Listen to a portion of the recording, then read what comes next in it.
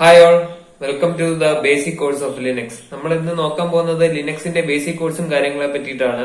അപ്പോ അതിൽ നമ്മൾ മെയിൻ ആയിട്ടും ഡിസ്കസ് ചെയ്യുന്ന കാര്യങ്ങൾ ലിനക്സ് എന്താണ്, ലിനക്സിന്റെ ബേസിക് കമാൻഡ്സ് കാര്യങ്ങൾ എന്തൊക്കെയാണ്, അതിൽ എങ്ങനെ ഒരു ഫയൽ ക്രിയേറ്റ് ചെയ്യാൻ പറ്റും, എങ്ങനെ ഒരു യൂസറിനെ ആഡ് ചെയ്യാൻ പറ്റും, യൂസറിനെ മോഡിഫൈ ചെയ്യാൻ പറ്റും എന്നുള്ള കാര്യങ്ങളൊക്കെയാണ് നമ്മൾ മെയിൻ ആയിട്ടും വഴിയെ പഠിക്കുന്നത്. അപ്പൊ അതില് ഇപ്പൊ നമ്മൾ നോക്കാൻ പോകുന്നത് ലിനക്സ് എന്താണെന്നും അതേപോലെ തന്നെ നമ്മൾ ഇതിലേക്ക് കൂടുതൽ ഡൈവ് ചെയ്യുന്നതിന് മുൻപ് തന്നെ ലിനക്സിന്റെ ബേസിക് കാര്യങ്ങൾ കുറച്ചെങ്കിലും അറിഞ്ഞിരിക്കണം. എന്ന് പറയുമ്പോഴത്തേക്കും വിൻഡോസ് യൂസ് ചെയ്യുന്ന ഒരാളാണ് നിങ്ങളെങ്കിൽ നിങ്ങൾക്ക് ലിനക്സിലേക്ക് വരുമ്പോഴത്തേക്കും കുറച്ച് പാടായിരിക്കും മനസ്സിലാവാൻ. അപ്പൊ അതുകൊണ്ട് നമ്മൾ ലിനക്സ് എന്താണെന്നുള്ള കുറച്ചൊരു ബേസിക് ആയിട്ടുള്ള കാര്യങ്ങൾ കുറച്ച് മനസ്സിലാക്കണം. Let's start. Okay, so Linux എന്താണ്? Linux is a kernel. Actually പലരും തെറ്റിദ്ധരിച്ചിരിക്കുന്നത് ലിനക്സ് എന്ന് പറയുന്ന വിൻഡോസ് പോലത്തെ ഒരു ഓപ്പറേറ്റിംഗ് സിസ്റ്റം ആണെന്നാണ്. പക്ഷെ അതല്ല, ലിനക്സ് എന്ന് പറയുന്ന ഒരു കേർണലാണ്. Kernel means a kind of framework. ആ ഫ്രെയിംവർക്കിന്റെ പുറത്താണ് നമ്മൾ ലിനക്സിന്റെ പല ഡിസ്ട്രിബ്യൂഷൻസ് ലൈക്ക് ഉബുണ്ടു, സെന്റോസ്, അതുപോലെ തന്നെ കാലി ലിനക്സ് കാര്യങ്ങളൊക്കെ ബിൽഡ് ചെയ്ത് വരുന്നത്. അപ്പൊ ലിനക്സ് എന്ന് പറയുന്ന ഒരു കേർണലാണ്. ഇതാണ് കേർണൽ, അല്ലെങ്കിൽ ഇതാണ് ആ ഫ്രെയിംവർക്ക്. ഇതിന്റെ മേളിലാണ് ഏത് ഉബുണ്ടു, അതുപോലെ തന്നെ ഞാൻ നേരത്തെ പറഞ്ഞ പോലെ സെന്റോസ്. ഇതെല്ലാം സെന്റോസ് ഒക്കെ റെഡ് ഹാറ്റിന്റെ ആണ് വരുന്നത്. അപ്പൊ ഈ ഡിസ്ട്രിബ്യൂഷൻസ് എല്ലാം വരുന്നത് ഏതാണ്? ലിനക്സിന്റെ അണ്ടറിലാണ്. ഓക്കെ, അപ്പൊ ലിനക്സ് ആണ് ഏറ്റവും ബേസിന്റെ ആ കേർണൽ അല്ലെങ്കിൽ ആ ഒരു ഫ്രെയിംവർക്കിന്റെ മേളിലാണ് ഈ പറയുന്ന ഡിസ്ട്രിബ്യൂഷൻസ് വരുന്നത്. ഓക്കെ, അപ്പൊ അത്രയും കാര്യം മനസ്സിലായല്ലോ. അപ്പൊ അതായി. ഇനി അടുത്ത സെക്കൻഡ് കാര്യം നമ്മൾ പറയാനുള്ളത്, ലിനക്സിലേക്ക് വരുമ്പോഴത്തേക്കും നമ്മൾ ബേസിക് ആയിട്ട് മനസ്സിലാക്കേണ്ടത് വേറൊരു കാര്യം, നമ്മൾ വിൻഡോസിലൊക്കെ ഫോൾഡർ എന്നാണ് പറയുന്നത്. പക്ഷെ ലിനക്സിലേക്ക് വരുമ്പോഴത്തേക്കും അതിൽ ഫോൾഡർ എന്നായിട്ടല്ല, നമ്മൾ ഡയറക്ടറി എന്നാണ് പറയുന്നത്. ഇവിടെ എല്ലാം ഡയറക്ടറി വെച്ചിട്ടുള്ള കളികളാണ്. അതായത് ഫോൾഡർ എന്നുള്ള ഒരു കൺസെപ്റ്റേ ഇല്ല. അപ്പൊ സെക്കൻഡ് കാര്യം അത് മനസ്സിലാക്കി വെക്കാം. എന്താണ്? Folder in Windows is equal to a directory in Linux. Okay, അപ്പൊ അത് മനസ്സിലായല്ലോ. അടുത്ത വേറൊരു കാര്യം വരുന്നത്, നമ്മൾ വിൻഡോസിൽ വരുമ്പോഴത്തേക്കും വിൻഡോസിന്റെ മെയിൻ ആയിട്ടും വരുന്ന കമാൻഡ്സും കാര്യങ്ങളും ഒക്കെ ഇരിക്കുന്നത് ഏതിലാണ്? വിൻഡോസ് സിയിലാണ് അല്ലെ? സി എന്ന് പറയുന്ന ഫോൾഡറിലാണ് വിൻഡോസിന്റെ മെയിൻ കാര്യങ്ങൾ, അതായത് അഡ്മിൻ റിലേറ്റ് ചെയ്തുകൊണ്ട് വരുന്ന കാര്യങ്ങളെല്ലാം ഇരിക്കുന്നത്. അപ്പൊ അതേപോലെ തന്നെ നമ്മുടെ ലിനക്സിന്റെ കേസ് വരുമ്പോഴത്തേക്കും അത് റൂട്ട് എന്ന് പറഞ്ഞ ആ ഒരു ഫോൾഡറിന്റെ അകത്തേക്കാണ് ഇരിക്കുന്നത്. അപ്പൊ വിൻഡോസിലെ സി എന്ന് പറയുന്ന ആ ഒരു ഫോൾഡർ അതേ ഐറ്റംസ് തന്നെയായിരിക്കും. അതേ ഐറ്റംസ് മീൻസ് ആ ഒരു ആ ഒരു ടാസ്ക് റിലേറ്റ് ചെയ്തുകൊണ്ടുള്ള കാര്യമാണ് ഞാൻ പറയുന്നത്. വിൻഡോസിലെ സി എന്ന് പറയുന്നതാണ് ലിനക്സിലെ വരുമ്പോഴത്തേക്കും റൂട്ട്. ഓക്കെ, റൂട്ട് എന്താണെന്ന് നമുക്ക് വഴിയെ പറയാം. ഇനി നമ്മൾ അടുത്ത ഡിസ്കസ് ചെയ്യാൻ പോകുന്നത് യൂസറിനെ പറ്റിയിട്ടാണ്. യൂസറും യൂസറിന്റെ ടൈപ്സും. അപ്പൊ മെയിൻ ആയിട്ട് ഇവിടെ 3 ടൈപ്പ് ഓഫ് യൂസേഴ്സ് ആണ് ഉള്ളത്. ഒന്ന് regular user, second is a root user and third is a service user. ഏതാണ്? ഒന്ന് റൂട്ട് യൂസർ, പിന്നെ റെഗുലർ യൂസർ, പിന്നെ സർവീസ് യൂസർ. അപ്പൊ ഫസ്റ്റ് നമുക്ക് റെഗുലർ യൂസർ എന്ന് നോക്കാം. ഓക്കെ, റെഗുലർ യൂസർ എന്ന് പറയുമ്പോഴത്തേക്കും ഇറ്റ്സ് എ നോർമൽ യൂസർ.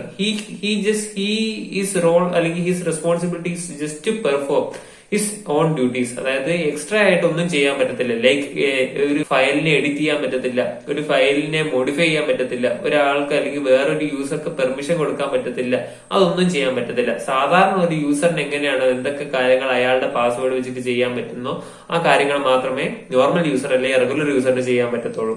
മനസ്സിലായല്ലോ. റൂട്ട് യൂസർ എന്താണ് അടുത്തത്? റൂട്ട് യൂസർ എന്ന് പറയുമ്പോഴത്തേക്കും അയാളാണ് ഈ യൂസേഴ്സിന്റെ എല്ലാം കിങ്, അല്ലെങ്കിൽ യൂസറിന്റെ കമാൻഡിങ് പവർ എന്ന് പറയുന്നത്. റൂട്ട് യൂസർ വിചാരിക്കണം ഏത് കാര്യങ്ങൾ ആരൊക്കെ ചെയ്യണം. റൂട്ട് യൂസറിന് ഫുൾ പവർ അല്ലെങ്കിൽ ഫുൾ കപ്പാസിറ്റി ഉണ്ട്. എന്തിനാണ്? ഒരു യൂസറിനെ ആഡ് ചെയ്യാൻ, അല്ലെങ്കിൽ ഒരു യൂസറിനെ മോഡിഫൈ ചെയ്യാൻ, ഒരു യൂസറിനെ ഡിലീറ്റ് ചെയ്യാൻ, ഏതൊക്കെ യൂസർ ഏതൊക്കെ ഗ്രൂപ്പിലേക്ക് ആഡ് ചെയ്യണം, ഏതൊക്കെ യൂസറിനെ ഏതൊക്കെ ഗ്രൂപ്പിൽ നിന്ന് എടുത്ത് കളയണം, എങ്ങനെ ഒരു ഗ്രൂപ്പ് ക്രിയേറ്റ് ചെയ്യണം എന്നുള്ള പല കാര്യങ്ങൾ, എന്നുള്ള ഫുൾ ഡീറ്റെയിൽസ്, അതായത് യൂസർ റിലേറ്റ് ചെയ്തുകൊണ്ടുള്ള ഏതൊരു കാര്യവും തീരുമാനിക്കുന്നത് റൂട്ട് യൂസർ എന്ന് പറയുന്ന ഒരു ആളാണ്. നമുക്ക് ഇതിന്റെ ഒരു എക്സാമ്പിൾ റിയൽ ആയിട്ട് നോക്കാം. നിങ്ങളൊരു സ്കൂൾ അല്ലെങ്കിൽ കോളേജിലാണെന്ന് വിചാരിക്കുക. കോളേജിൽ ഇരിക്കുമ്പോഴത്തേക്കും അതിൽ മെയിൻ ആയിട്ട് ആരായിരിക്കും? പ്രിൻസിപ്പൾ ആരൊക്കെ ഉണ്ടാവും ആദ്യം പറയും. പ്രിൻസിപ്പൾ ഉണ്ടാവും, ടീച്ചേഴ്സ് ഉണ്ടാവും, സ്റ്റുഡൻസും ഉണ്ടാവും. നമുക്കിവിടെ പ്രിൻസിപ്പളും അതുപോലെ തന്നെ ടീച്ചേഴ്സിന്റെ കേസ് എടുക്കാം.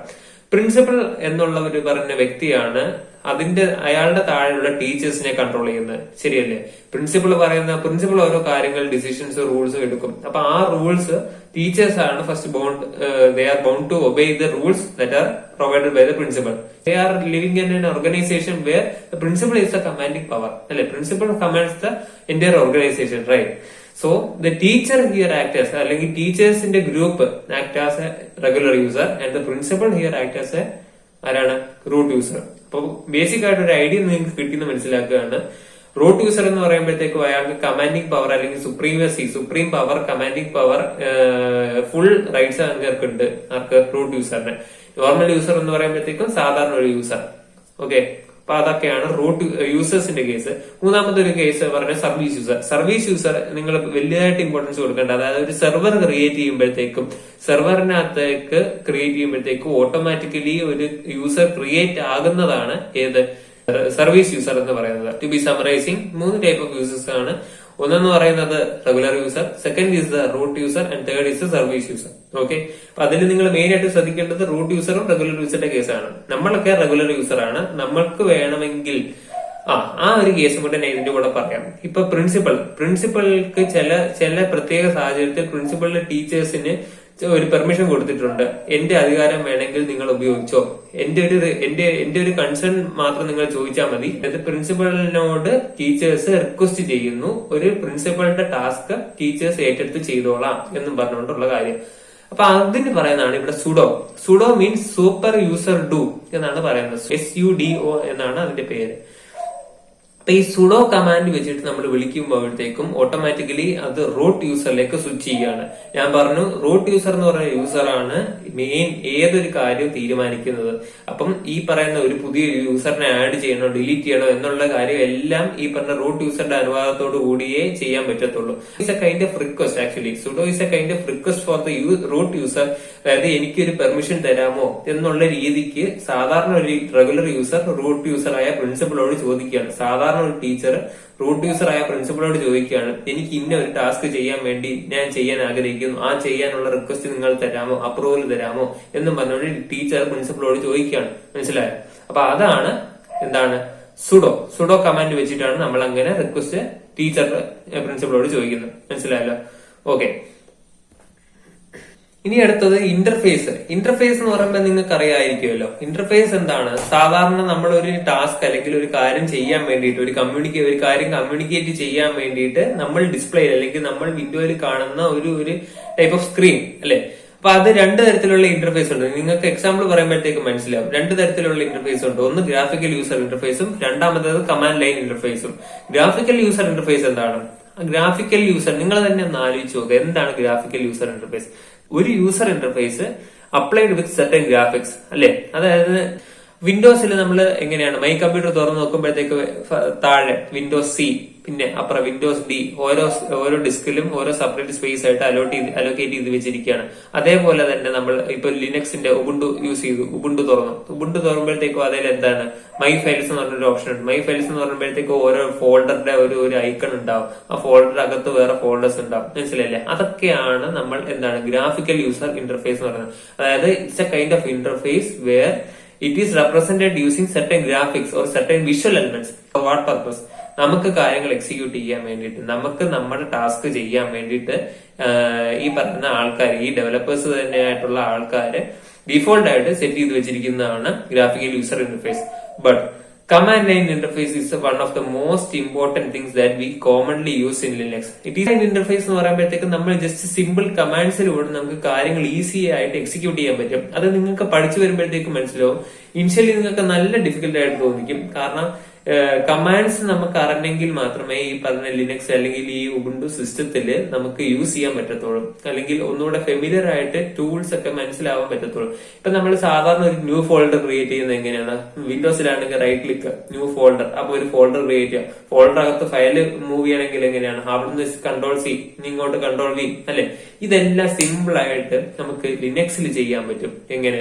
By using commands. അപ്പൊ ഈ കമാൻഡ്സ് എന്ന് ഞാൻ പറഞ്ഞു, ഈ കമാൻഡ്സ് എവിടെയാണ് യൂസ് ചെയ്യുന്നത്, എങ്ങനെയാണ് ചെയ്യുന്നത്?